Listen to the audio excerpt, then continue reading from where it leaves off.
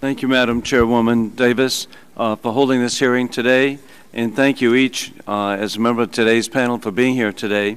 I truly appreciate your willingness to share your views on important issues spanning the full breadth of the subcommittee's jurisdiction.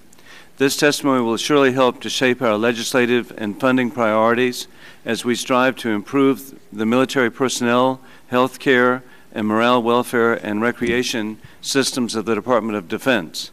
I'm especially grateful that we will hear today from Ms. Margaret McLeod, a Gold Star wife whose husband, Lieutenant Colonel Train McLeod, was killed in action in Iraq.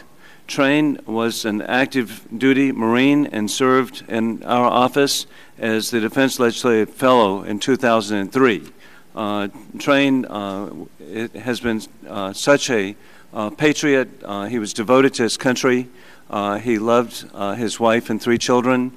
I'm so grateful to have Maggie here today, so thank you so much, and God bless you.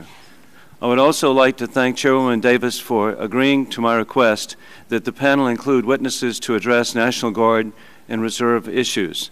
Madam Chair, based on my review of the testimony submitted to us, the recommendations made by the various groups fall into 2 broad categories. 1, those that are strictly policy issues that require little or no additional funding, and 2, those legislative changes that would require additional discretionary or mandatory spending. While fiscally more difficult, many of the proposals that will make an immediate and positive impact on our service members and their families fall into the latter category. Some examples include an annual pay increase of 0.5% above the Employment Cost Index, ECI, improving reserve component requirement compensation, eliminating the concurrent receipt in the Survivor Benefit Plan dependent indemnity compensation offsets, and prohibiting substantial increases in health care cost sharing. It has been said that a time was coming when we might not be able to come up with the offsets for these proposals. However, in today's environment, when the Congress and President have committed to spending trillions of dollars, that is thousands of billions, to rescue the economy, it's my view that Congress can find the additional funding required to protect the men, the women, and their families who make incredible daily sacrifice in service to our nation.